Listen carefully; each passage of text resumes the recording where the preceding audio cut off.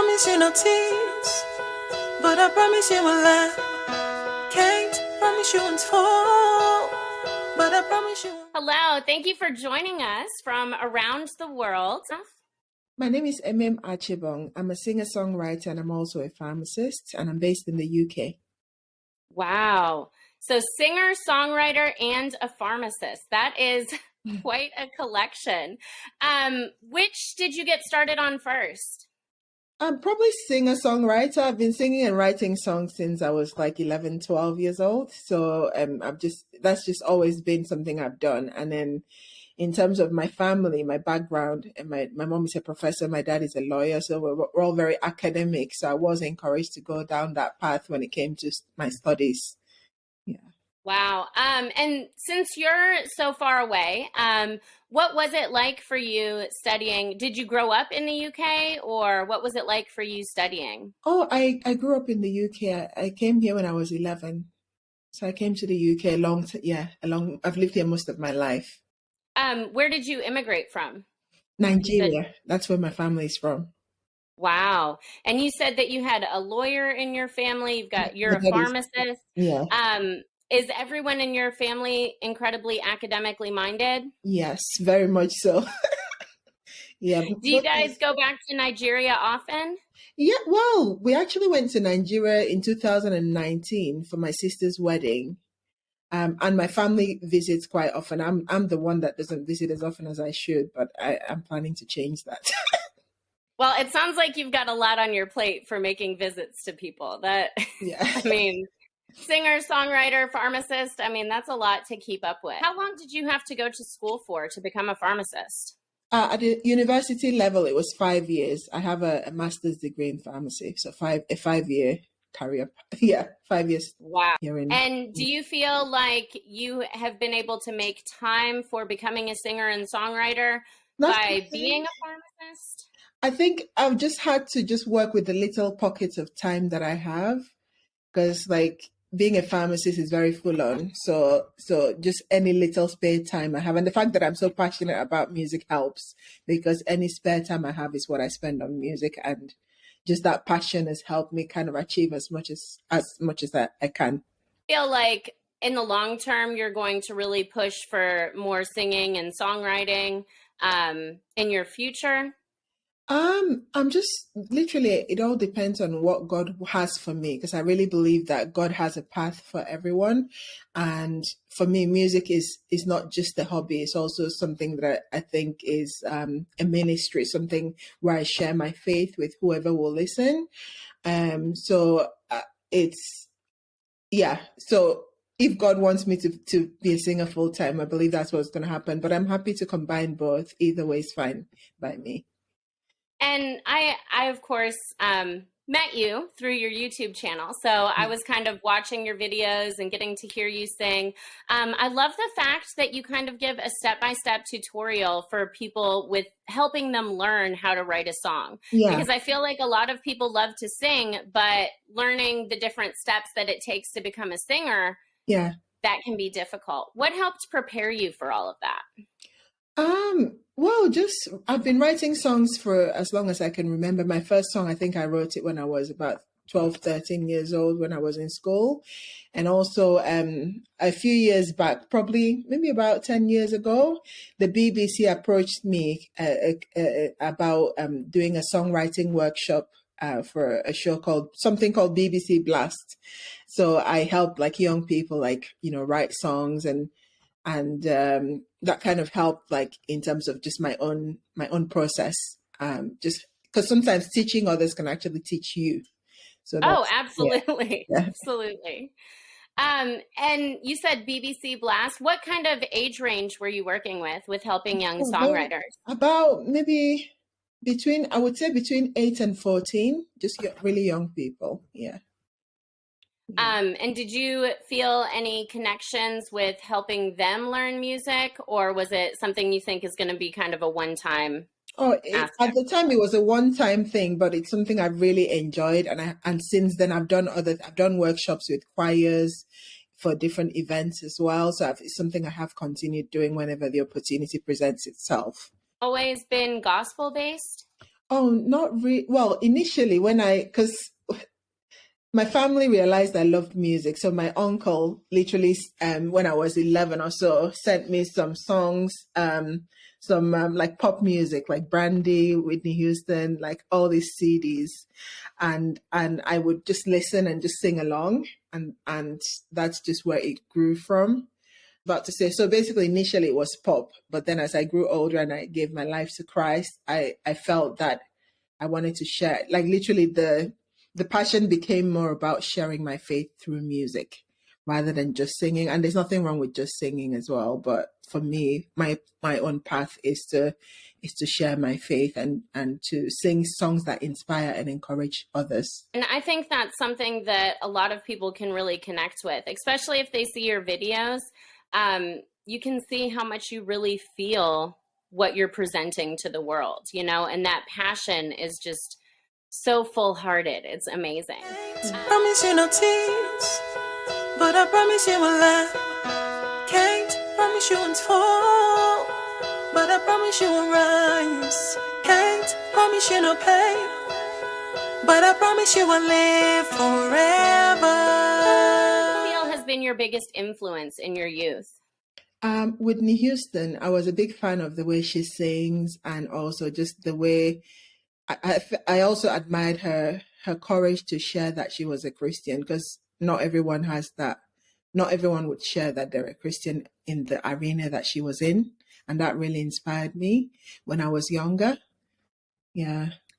That's my daughter's favorite singer as well, which I think is pretty amazing. She's only 6, but she will go around the house just belting out, "I want to dance with somebody," you know? So I love that you brought her up. And I think that her story as well, the fact that she's able to share kind of her ups and her downs makes her incredibly inspirational.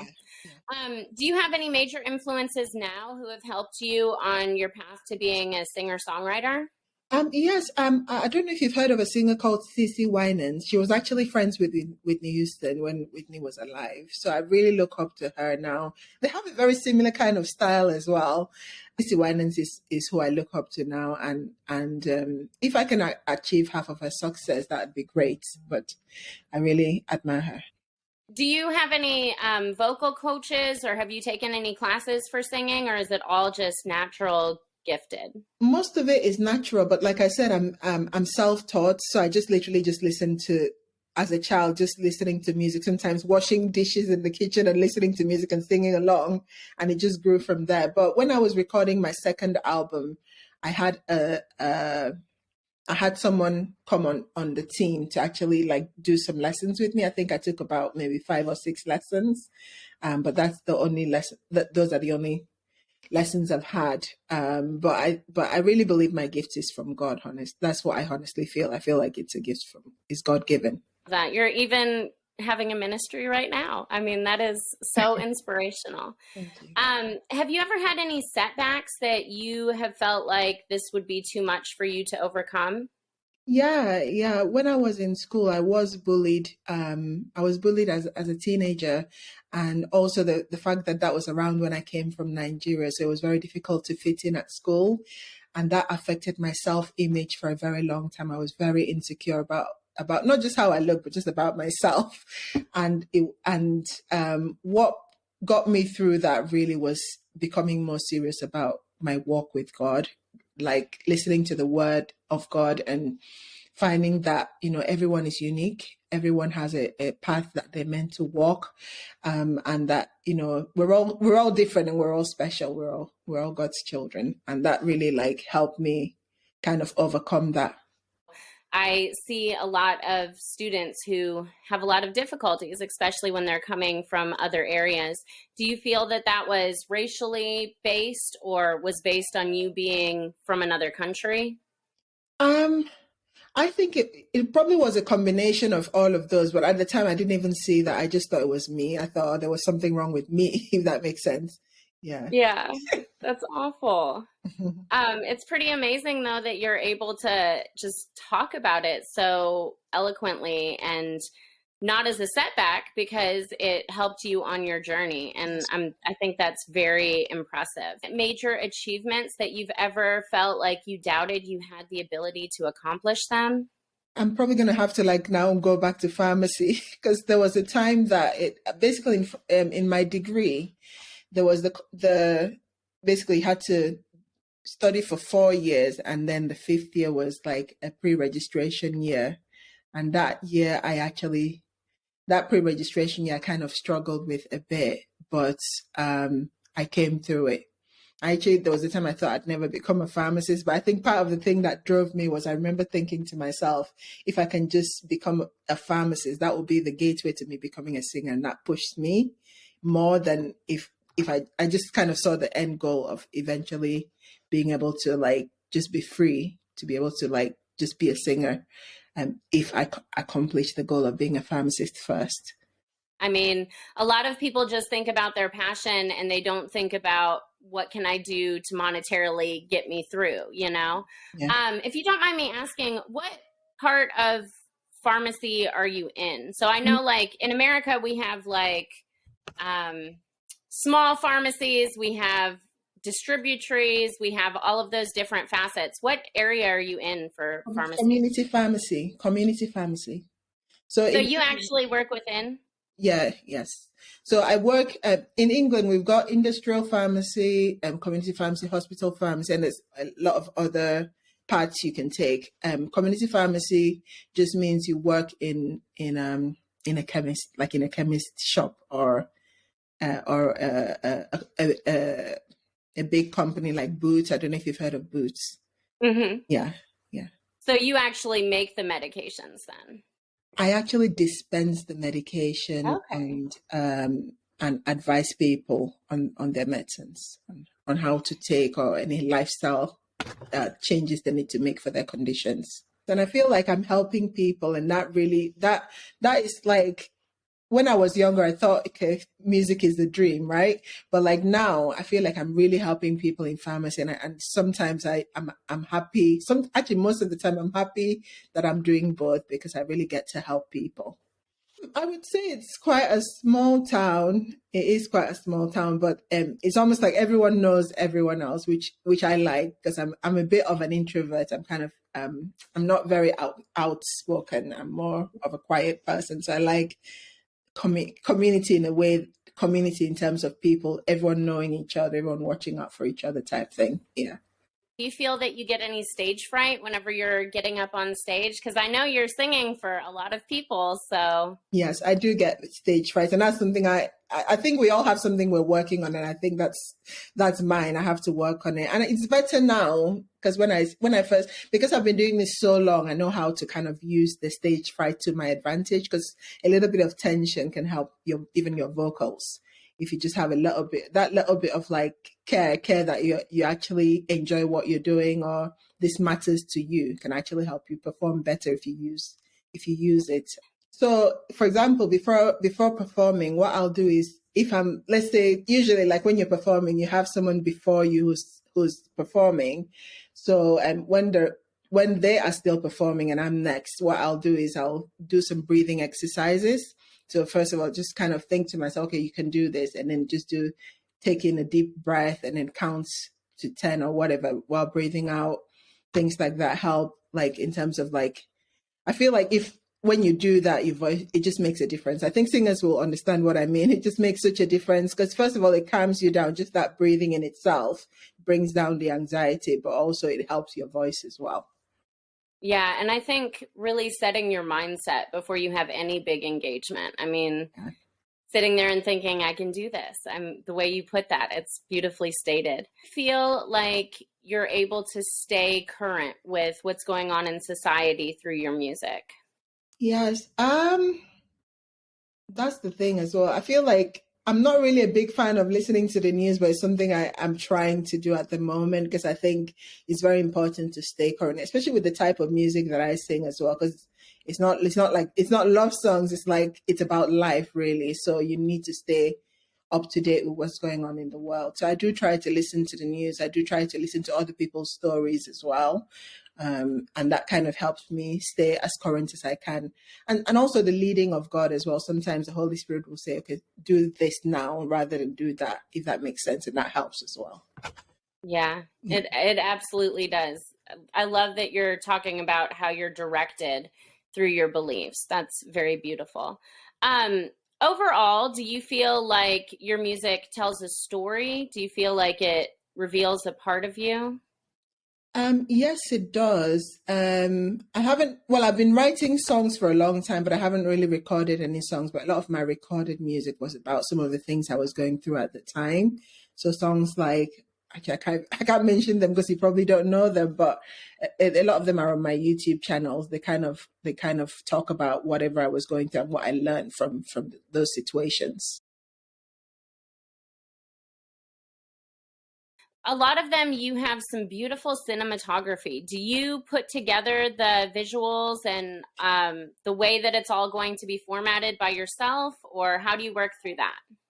It's a collaboration. So I get people that specialize in that, and then I give them my ideas, and they literally, sometimes they'll be like, oh, that's a great idea, and they'll work with my idea. Sometimes they'll change the idea a little bit to make it, better, I think. So it's usually a collaborative effort of like a team of people. Not a large team, but maybe a few people. We just all collaborate and come together for the ideas. And are most of those filmed in your local area, or do you guys go outside of your town to film those? So for some of the videos, yes, we have gone to the surrounding areas. We've gone to places like Harrogate. I think I've done a video in Wolverhampton, which is about 3 hours away from here. I'm very conscious of the fact that your audience are not from the UK. But so we have we've filmed in other parts of the UK. I've done a video in America, but I wasn't there. So basically, the cinematographer did a part of the video. He filmed it in the US. I can't remember which parts now, but yeah. So whatever works, really, we just kind of like film, and wherever they feel it needs to be filmed at for the best visual. So no, what I'm saying is literally for that particular video, the one that was filmed in America, what he did was he got some actors together, and then they did like the acting part of the video. The song is called Who Am I? So they did the acting part of the video and featured an actress. And then in England here, I filmed with some musicians, and we kind of did basically they edited it in such a way that it looked like it was in the same place, but literally we just made it work. It was a lot of fun as well. That is so interesting. So because my viewers are mainly based in America, I just have to ask, Americans have some assumptions about what the UK is like. How would you describe the environment you were raised in? I think you get used to it because Bradford is a small town compared to London, because when most people think of the UK, they think London, and London is very busy, but Bradford, once you get used to it, you just, as with anything, I have friends who don't think that it's a great place to live, but I love it because this is where I've grown up, and this is where all my friends and most of my family are. So it's a laid back kind of life as well. And I enjoy it. Do you feel that the area that you're in is mixed with a lot of different cultures, or is it primarily one type of people? It's very multicultural, but actually there are mainly a lot of Asians here, and there is a Black community as well. It's very multicultural. For my last question, I would just like to know, since a lot of my viewers are younger and they're looking into different careers, do you have any advice to help someone who's interested in, since you have two different areas, in either singer-songwriter or becoming a pharmacist, do you have any advice for either of those fields? I would say work hard. It's very important to work hard at what you want to achieve. And I think it's easier to work hard if you are passionate about what you're doing. So I think when you're picking your career, don't think money, think what do I enjoy? And then you can probably eventually find a way to make money from it to live. But I think work hard and work hard at what you enjoy. That's what I would say. Those are beautiful. Promise you no tears, but I promise you a laugh. Can't promise you won't fall, but I promise you will rise. Can't promise you no pain, but I promise you will live forever. Can't promise you will hate, but I promise you will love. Can't promise you won't cry, but I promise you be tough. Can't promise you no pain, but I promise you will